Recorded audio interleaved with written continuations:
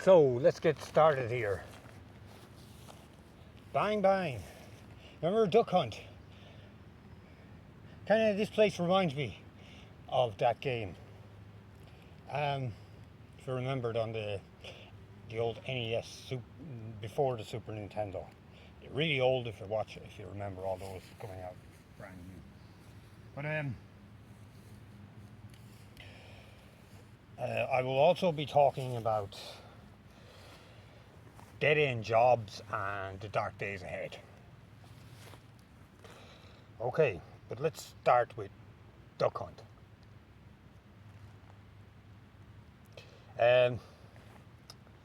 You probably know the game, and if you don't, you're missing out if you're a gamer. But basically, you could set it for one duck when you're starting out, and two ducks then. And it was a two-player game instead of, and 10 ducks came at a time and shot at them, and it was kind of a thing like that. You had your dog coming up. This kind of reminds me of that game. But like on the level of it, because when I first remember the game, it was my younger brother's Christmas present, and there was a lot of teenagers in our house, including, I don't know if I was a teenager, probably a preteen at the time. Anyway, it wasn't 85 when the actually release was. I think it could have been 89, it could have been 1990, I'm not sure. We had it because there was a package. But anyway, you'd see different family members and friends and all playing it, and all you had to do was your zapper going and whatever. And on one side there was everyone, there was people who wanted to be the masters, the best, if you're going to make a career out of it or something. And they take that game very serious. And some family members that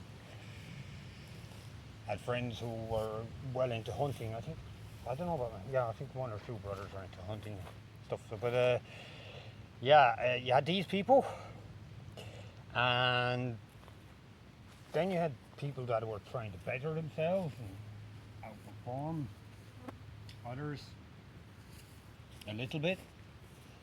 Then you had the most section that just wanted to enjoy the game, and obviously you had the ones who didn't have a clue and just wanted to play for a joke, and it was okay, because it's not like now that you have to put a subscription on your games. You went out and paid some money for a game, you saved up your pocket money, whatever, and you bought a game, and that was it was over, and you cleared it, you saved the princess, that's it, the end of the game. And now it's all like that game EverQuest, the guy found dead, and there's probably lots of other games over it. Games go on and on forever.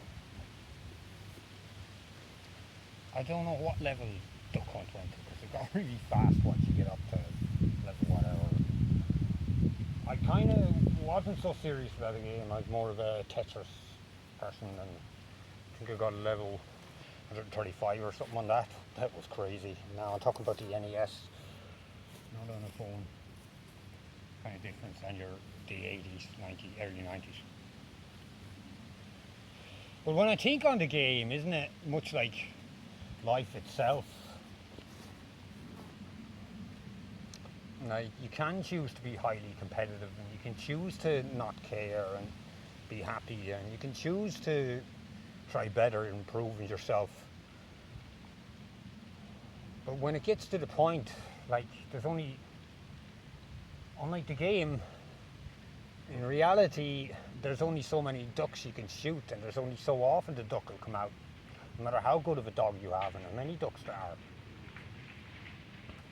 Because they will eventually, the ducks might, I don't know about their intelligence, but they might understand that dog is chasing everyone over in this line, and they're going to shoot them. I don't know about the intelligence of ducks. Maybe people think they might be stupid, but they might be very clever, and I don't know.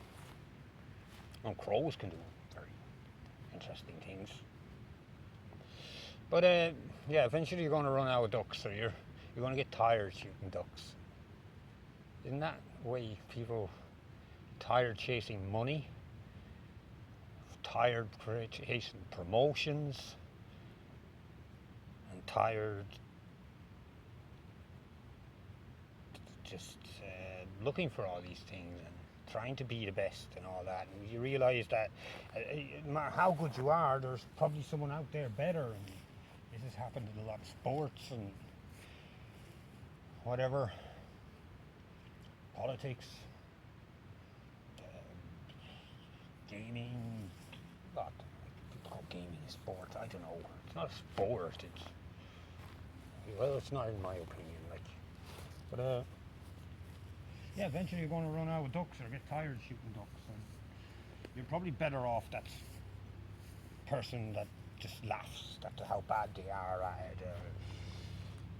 Instead of the guy that one day he's always the master and then someone's better than him and he gets upset, he's arguing, and turns into a whole different thing. It gets competitive. Like, you can treat it like a game, and you can treat it like a competition. So, I suppose it's much like life, isn't it? And then you have the people that are just happy enough, I'd say, the more controlled people. I'll just let this chopper fly over.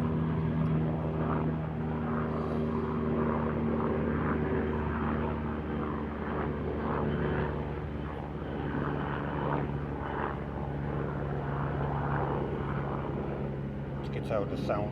You can still hear it, but you can hear me again. Yeah, there's the more controlled people that are they'd set up the system and all that and say, I'll play 10 rounds. That's it. There might not be many of them, but you might not see many of them. Or the focus people, even if they're bad, I'll try to get to level 5. As long as it's not stressing you out, I'll get to level 20. But then you have the guy that comes in and tries and beat his personal best.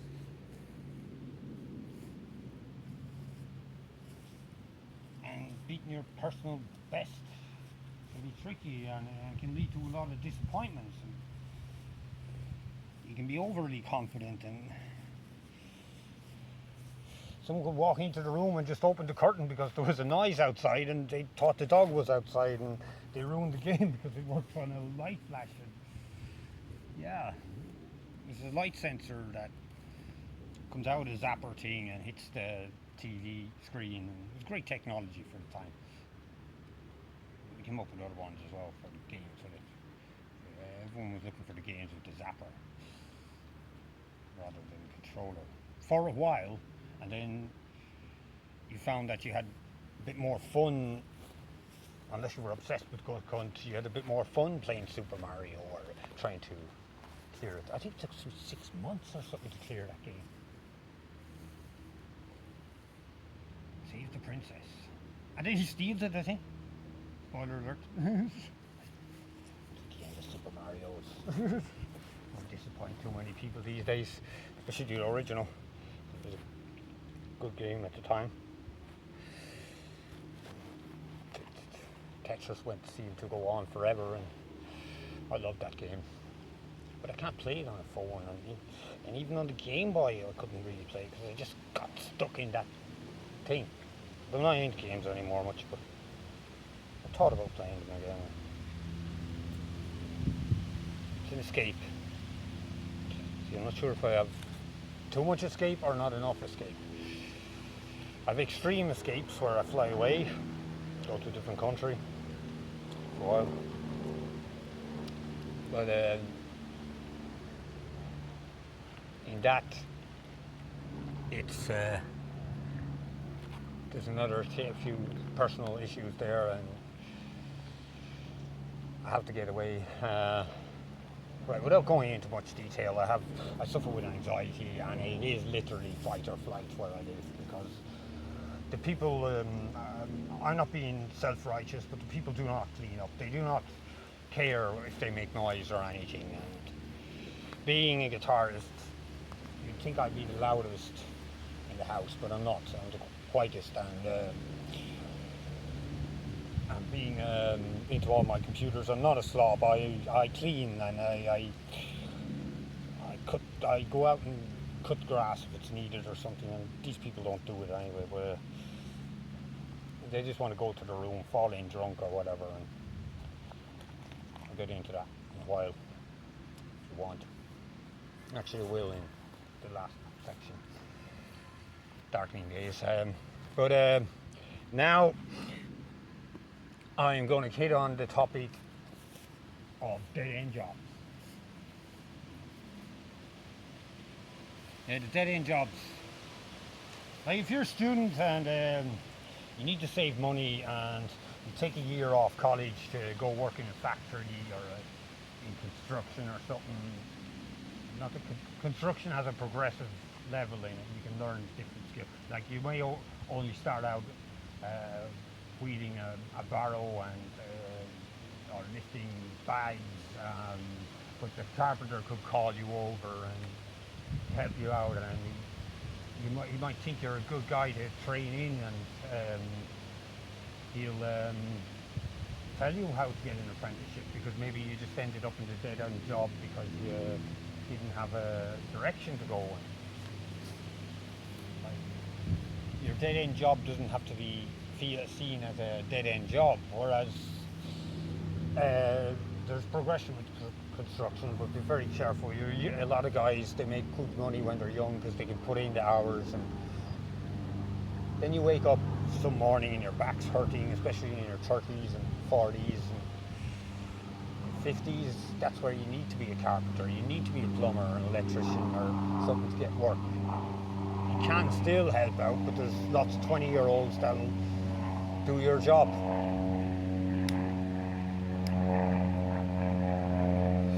You might have extra experience, but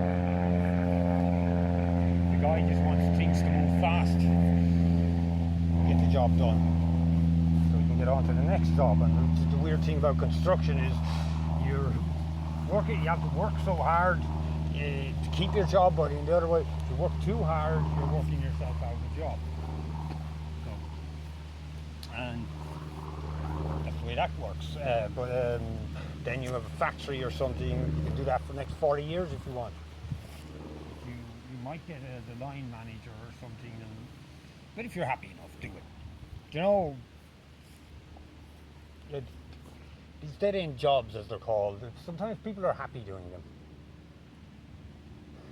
They just want the routine, and they just want to be able to, they have enough money at the end of the week to go have a few beers or go on that holiday in their at their relations or whatever, and enjoy some time with their family or whatever, and want 2 weeks off to get a year or whatever. So don't look down on people in dead-end jobs, but if you're someone who wants to progress these dead-end jobs, they really, when you're a bit awake, you just start saying, why am I getting up at 6 a.m. every morning to be here, or even earlier? I come out of work and I can't talk to anyone because I'm stuck at this band all day, moving, and I'm tired and whatever. Like, there's a lot of negatives to it as well. If you're a student and you want a year off and put in your overtime and stuff, make a few euro, dollars, whatever, and determination, or you will have enough to progress. You have to allow for inflation too. Your thing you want to do could be 5,000 this year, and be 5,500 next year. Dead-end job anyway. Especially when you're younger and they get very hard, and there's older people and they have stigmata, and they I ended up only so like in The Simpsons, I'll be some bum working in a box factory or something like that, and the guy shouts out the window, "Hey, I heard that." But yeah, we because we're just shown this thing, it's like the shooting ducks. We have to get to a certain level to get a recognition and validation, and do you really want to just shoot your 10 rounds of ducks, or do you want to go a bit higher, or maybe you don't want to shoot ducks at all, and you just want to hear the gun shooting, and you don't like hurting animals, so you just shoot it wrong, trying to go with the flow. Say, oh, I'm terrible at that, yeah. I have no interest in it. And that's the thing about these dead end jobs, and people look down on them, but you can't be looking down on them, because even though that guy working on the line, he sees his wife and children, and he spends time with them, and he gets his holiday, and whereas you're chasing after these promotions and things, and a better job. Did you ever notice that you go into a job and there's someone always saying, "Oh, this place is a dump, I'm going to the new." I don't know what that is about. Well, I do know what it's about. They're informing the boss whether you're determined to work or not. Most of the time, or they might be genuinely fed up in the job. But like any job gets boring. Be the CEO of a major innovative tech company, and you still get fed up doing it and waking up, and everything seems to be about routine and whatever. So the dead end job might be a dead end job for you, and it might not be for another person. Or that person might be content with it, is all I'm saying. And another person, it might be making them damn right depressed, and it'll lead to other problems later on in life. Your CV is, yeah, like in my case, I'm opening a Pandora's box of jobs, and I'm remembering those jobs and how much I hated working in them, and the amount of degrading things that I had to do just to get this money for food and rent and stuff, and just to fit in, and then there was bullying and harassment, and even though you're doing the job well, there's criticism, and these people want jobs for their family, and so that's kind of where you're safer having this qualified skill job, because there's going to be less people and whatever. But them jobs might not always be available, and picking up the right career path, and sometimes you will just take that day-in job just to have the employment and have a pension paid and whatever for the rest of your life. But don't always look down on people in these so-called dead-end jobs. And they are not.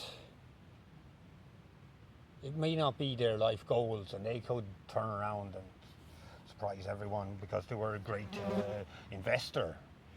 You know, like they could be looking at markets and analysing.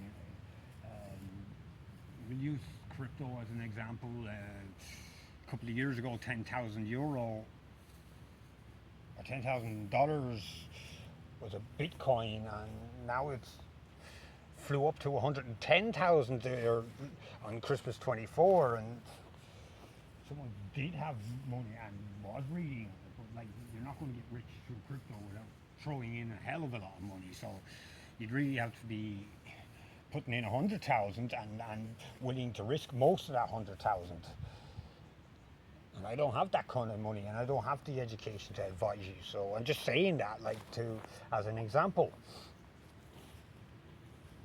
Don't ask me crypto advice, and don't start promoting your crypto channel and stuff. You can say I do talk about crypto a little bit, and you have a good point, and but you're not really here for to tell people to watch another channel. You're here to watch my channel and subscribe. All I want from it. Like if I can guide you to a better video or something. My main goal here is to get this channel being a productive, frequent source of something, whatever. Um, so let's now. I'll use the AI word, delve. I call it an AI word because I never really came across it until I never heard it at school, or not that I was listening a lot, you know. But yeah, probably why I ended up in those dead end jobs. But yeah, dying determination and dark days ahead.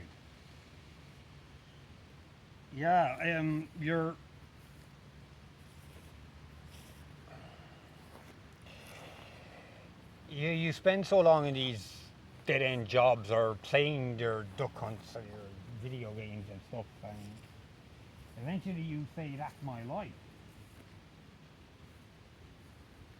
And you're sitting there for hours and hours every day just gaming and kind of working towards this goal of getting 1,000,000 points on Tetris, or getting to the next level, or completing a lap in some racing game until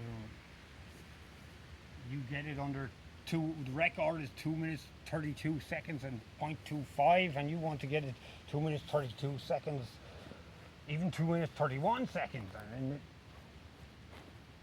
at the end you might get some praise from friends, or maybe a couple of things on you could upload it to your gaming channel or whatever. But again, you're going to click back and turn around, wake up some morning and say, "Oh my God, I spent so many years playing a bloody game, and I could have been learning about something, even if it was how to cook cheaply and new, something practical. And look at that garden out there, and I could have just grew some plants there, or I could have learned to trade in currencies, because if you had money, whatever, to trade, and I could have learned to fix a bicycle puncture, or whatever. And then you're sitting there and you can't do anything, and the dark nights are ahead, and that's what you have to watch, the dark thoughts on those dark nights. And you kind of want to prepare yourself, like you are going to spend extra money on heating and cold, and you're going to be even drinking more hot drinks or eating more meat and things, and you're going to need that for to fight the warmth. Your region, probably, I don't know what you eat, but yeah, well, that could be another thing you could consider, is looking at some vegan meals even for once a week. See, look at their protein sources if you are tight for money. And the dark days ahead is why basically I'm filming these, and I'm just uploading them ahead to say that, look, I was positive there, and I could reflect on my life and things, and I shouldn't let that miserable November evening get to me, and that few days before Christmas, and I didn't save enough money, and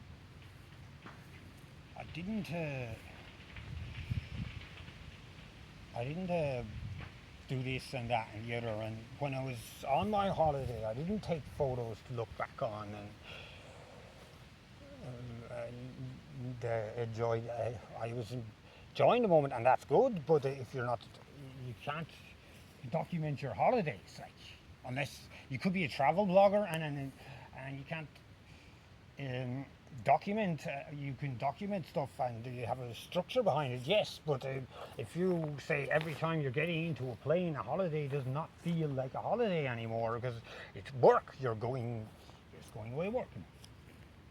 And it's just going and enjoying the sunshine or the rain. Like I was in Bosnia last year and it was 43 degrees, and I was talking to another Irish guy, but he said to me, I was saying about the heat and all, and as bad as it's still nice to get away from Ireland. He says a lot of people go to Ireland because they're fed up with this heat, and I always wondered why people would come to expensive, cold, and unpredictable weather Ireland, but I kind of see that now. Like the heat, the sun, it's nice and all that, but after a while you find you can't go for a long walk because it's too hot, and you can't even if you're in the dark in your garden, you can only mow your lawn and you're sweating instead of fixing that flower bed or whatever, and getting out that weed that becomes Japanese knotweed, like as an example. But you can't control that because it's too hot, and yeah. And on those dark nights, just have something, especially this time of the year when the weather is nice and all, and especially if you're in a continental or a temperate climate, have something for them summer days to look back on. But when you're reminiscing about the summer days, like the winter days can be nice too. Like you go to a beach on a slightly windy day, don't go storm chasing, right? Do not go storm chasing. It's dangerous, and the sea is a lot more powerful. It doesn't matter how many hours you spend in the gym and all this, the sea is going to beat you, right? Okay? So stay away from the sea when the storm. And the same with flooding rivers. Water is just, it can be life, but it can also be death, right? But anyway, you like, don't be thinking of those dark days ahead of being necessarily dark. Like, some people like their nights by the fire, and I find myself, like, I wake up and it's a nice sunny day. I have to run out the door because I'm Irish and it doesn't happen that often, and then you get these weird days, like it's really wet outside. You open the curtains and it's all wet outside, and you say, haha, well, damn for this day anyway. And you light your fire and you pick out a few movies on Netflix or something. I don't pay now, I watch everything on YouTube. So I'm going to watch my John Wayne movie or whatever and just switch off, and it's raining, and I'll just look at them, and they're all light, and I just like these westerns because it reminds me of sitting with my dad and some nights and whatever, and enjoying the story. And if you see your dad relaxed, it's an important thing to see. Like, is your mother or your father relaxed? It's nice. Because then if you know they can relax, you can relax. Like, who needs a father or a mother that's running around in circles all day and disorganized or something? And be organized around your kids, right? Even if you're not, just pretend to be organized. Thank God.